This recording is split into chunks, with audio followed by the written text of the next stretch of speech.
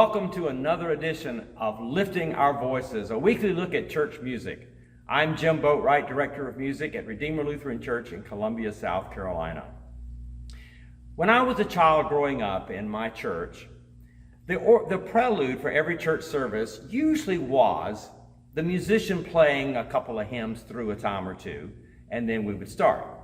Sometime, the organist and the pianist would get together right before church and say, well, let's do this hymn, and this hymn for the prelude. And they would play it, and it was fine. Now, sometime if we were lucky and the musician were so inclined and talented enough, they would embellish and improvise on the hymn, and things could sometime get interesting. Because in that church in those days, with the gospel music, we could get pretty peppy and pretty jazzy with that improvisation. People seemed to like that. But that was our prelude to worship service. So I thought we'd look a little bit about this business about why we have a prelude to begin with. Well, we're not quite sure, but we're pretty sure that part of the idea of a prelude for church service started in all places in the Dutch Reformed tradition right after the Reformation. Because in the Dutch tradition, music was not allowed in the church service at all. But the people really did love music, and they loved their organ music. So there was a problem. So the city leaders who ran the church came up with an idea. Now keep in mind, they were using what used to be Catholic churches, large cathedral-sized churches with beautiful organs. So they would hire somebody to come in 30 minutes before the church service started to play some music for everybody. So they would come in and they would hear this fabulous music most of the time on the organ, but it could be other music as well. Well, as time went on, that got shorter and shorter, and it became just a couple of pieces before the worship service started. And those pieces were called voluntaries because they were voluntarily not part of the church service. They just voluntarily gave this as their contribution. So that's probably how the whole idea of having a prelude to church service all got started. Now, here at Redeemer, our practice is that we usually take one of the hymns that we're about to sing, and I play an improvisation on that hymn tune.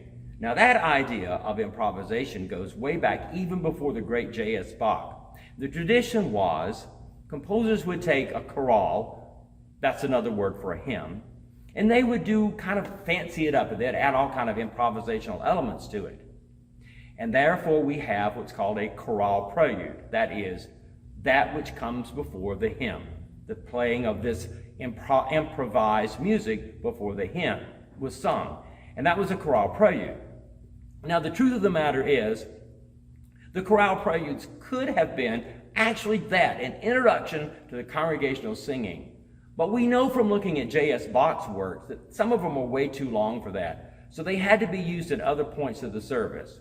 And maybe they might have been used at the beginning of the service, the prelude of the service. Bach actually wrote a lot of those chorale preludes. 46 of them are collected in a book called the Orgelbuchlein, or the Little Organ Book. So that's a little bit about how we've got that going. But I feel like using those tunes that we sing as improvised and using those as a prelude helps people to bridge that element from the world we live in to this special world of awe and mystery that we call worship. It gives us an opportunity to leave our mundane world and enter a different world and to be prepared to worship and pray and meet with God. So that's a little bit about the preludes in our church services. I began with a piece by J.C. Bach, Johann Christian Bach, who was the 18th son of J.S. Bach. So he was writing after Bach, and he wrote this wonderful setting on A Mighty Fortress. But I'd like to close my show with a little bit from a chorale prelude by the Lutheran composer Paul Manz. It's one of my favorites, and it's based on the hymn, God of Grace and God of Glory. You may think you're listening to the Hallelujah chorus at first, but that's just a nifty little trick that Mr. Manz pulls, And after a little flourishing, you'll hear the melody come in, and you will hear God of grace and God of glory.